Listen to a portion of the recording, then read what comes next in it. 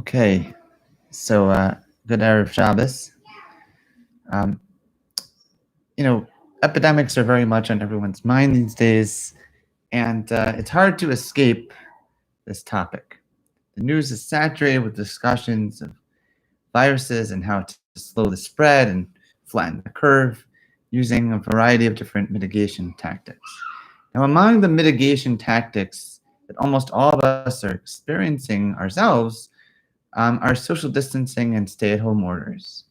The goal of these policies, of things that we choose to do and things that the government tells us to do, is to prevent or at least delay the uninfected people, as of yet uninfected people, from becoming exposed to the virus and thus helping to keep the healthcare system from becoming overwhelmed with too many patients, which, when that happens, when there are too many patients for hospitals to take care of, that leads to a higher rate of mortality. And in fact, the Gemara in Bava Kama itself endorses a policy of staying home during an epidemic. The sages taught, if there is a plague in the city, gather your feet, as is stated in the verse, and none of you shall go out of the opening of his house until the morning. And it says in another verse, come, my people, enter into your chambers, shut the doors behind you, hide yourself for a moment until the anger has passed. And it says, outside the sword will bereave, and in the chambers terror. So the Gemara makes clear that when there is contagious disease, you're supposed to stay home. But staying home is not the only method of mitigation in the context of an epidemic. People who are known to be sick and contagious should be isolated, should be put aside from the rest of the community until they're no longer able to spread the virus to others, until they're no longer contagious.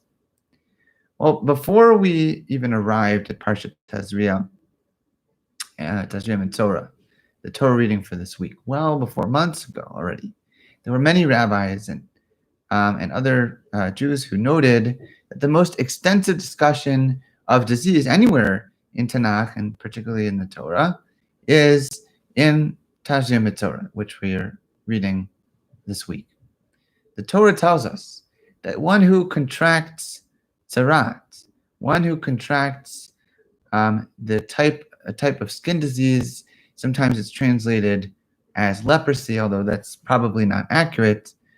So somebody who has tzara is required to self-isolate and to inform others of his or her status. A person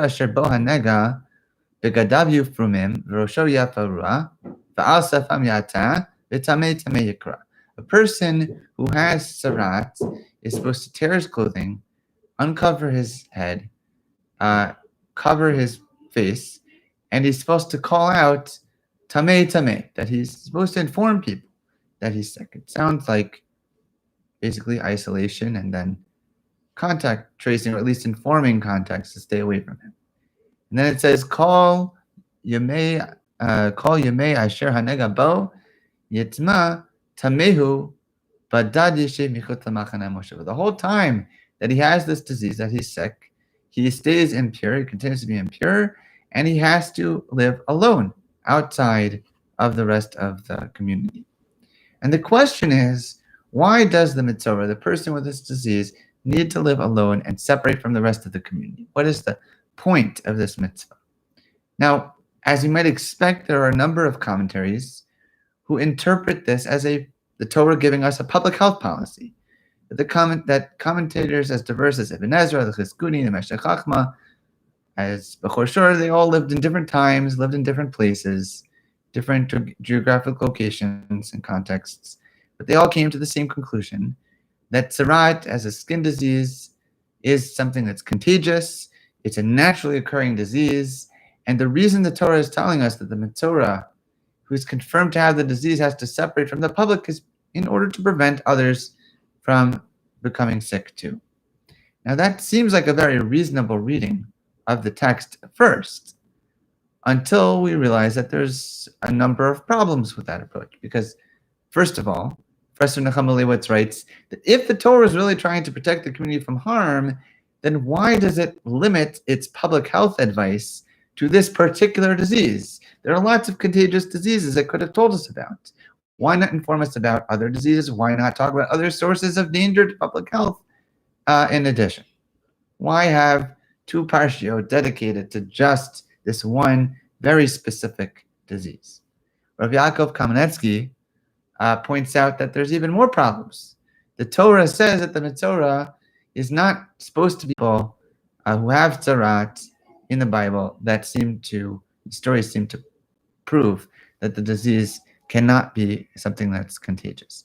So if tzarat is not contagious, then why is the Metzora required to isolate himself? Right? We understand why somebody with coronavirus, with COVID-19 isolates. Why does the Metzora isolate? He's not in the same situation. He's not contagious. What is the mitzvah teaching us? So Rashi, the Rambam, most commentators in line with Chazal argue that tzarat is not a naturally occurring disease. It's not something that you can contract from anyone else.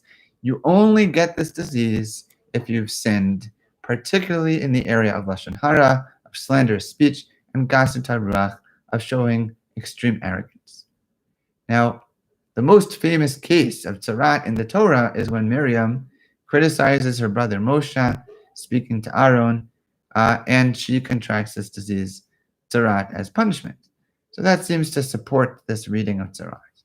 Rav Yaakov, again, compares this interpretation of the Metzora, of the person with tzarat, to the protagonist of Oscar Wilde's famous novel, The Picture of Dorian Gray. In the book, Dorian Gray, the protagonist, becomes so enamored with his own attractive appearance and with the concept of beauty, so obsessed with pleasure, that he begins to value beauty and pleasure over anything else, including his own soul. And so, after he has a portrait taken of himself in his youth, he makes a wish that if he could just maintain his appearance on his body personally, and have the image of himself in his painting age for him instead. Now, it turns out that his wish not only comes true, not only is he able to stay youthful while his picture is aging, but also the picture changes and becomes more and more deformed in appearance every time he does something immoral, even if not much time has passed. And the painting becomes a reflection of what is happening to his soul, what is happening to his moral character, even as his physical appearance and his behavior do not change. And after a while, Dorian Gray realizes too late what is happening to himself. And that he only realizes after he's so mired in sin that there's no way to change, that every motivation that he would have to change is itself corrupt, and he ultimately self-destructs by stabbing the painting of himself, thus breaking the spell of his wish, and finally enabling his corrupt behavior to be reflected on his physical appearance for the first time as he dies. Now, when a person develops tzarat on his skin, as the Torah is describing, that basically is the Dorian Gray moment catching up with him. That until now, the Metzora had thought of himself as being perfect, or at least superior enough in comparison to other people, that he was justified in spreading negative information about other people, justified in thinking of himself as being better than other people. And tzarat is that mistake of lashon hara, of gasut haruach, catching up with him, the rude awakening about his immoral, cruel, and thoughtless behavior toward others, catching up with him, with the Metzora. And Rav Nagan quotes the Baal Shem Tov, the founder of Chassidut, as citing the following Mishnah as support for this lesson. The Mishnah Negayim, which is about tzarat, says, Kol ha-negayim adam ro'eh chutz minig'ei atzmo. And technically that just means that when a person is evaluating whether a disease is tzarat or not, he's only allowed to look at other people's tzarat, but it doesn't work for himself. But the Baal Shem Tov interpreted this to mean the person cannot examine his own negaim, cannot determine for himself whether he is infected, because that's the whole point of Tzarat. That Tzarat is meant to teach the Metzora that he's found every opportunity to find fault in others and not in himself. And isolation as a Metzora gives him the opportunity to take some of his own medicine in being evaluated and talked about by others, by the Kohen, and finally to recognize what his behavior has done to himself and to other people. But I think that there's also a flip side to this story of the Metzora also. That while it's true that the Metzora is isolated, he's actually not completely alone. Because of all the people who could be assigned to visit the Metzora, it is the Kohen, the teacher of Torah, the holiest person, the person held to the highest standard of purity, who is required to visit the Metzora to determine first whether he's sick and then to make sure to determine when he is no longer sick. And even someone steeped with the most intense levels of tumah, of impurity, can and should be helped to change by the greatest of the generation, not ignored or permanently rejected. And I think this principle doesn't just have to apply to the Metzora who is sick because he did something wrong. After all, there are people who are alone for all kinds of reasons of no fault of their own, who are socially isolated not because of anything they did, but because of whether it's economic hardship or illness or disability, or simply because no one in society is paying attention to them for no particular reason at all. And we, each of us, needs to be the Kohen who is unwilling to let them stay in isolation, and who is determined to help show the world this person is not tamei, or that they deserve to continue to be part of society and not rejected permanently. The Talmud in Ketubot talks about the skin disease Ra'atan, and the fact that many rabbis had a variety of policies that isolated anyone who contracted that condition. However, Rabbi Yehoshua ben Levi sat with those isolated because of the disease, and he studied Torah with them. And the Gemara says that it was because of his insistence on making the sick feel wanted and valuable by learning Torah with them, by studying Torah with them. It was because of his willingness to do that he received an unparalleled position in the world to come.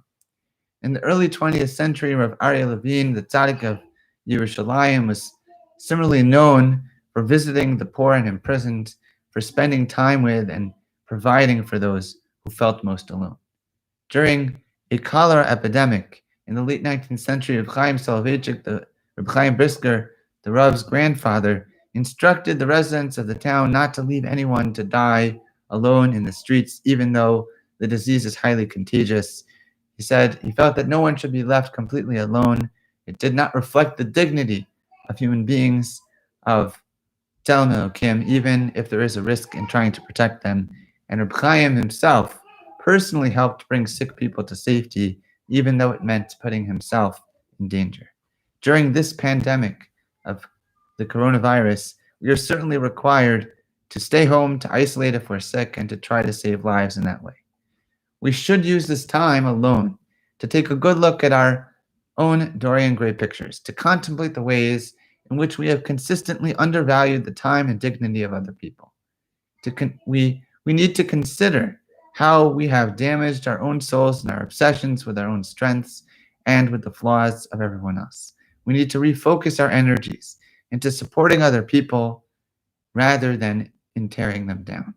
But most importantly, we need to think about and be there for those who are alone, people who live by themselves, who are sick and away from their families, people in nursing homes who are at most risk, frontline healthcare workers who had to separate themselves from family to save others, and all kinds of other people who need us to pay attention to them.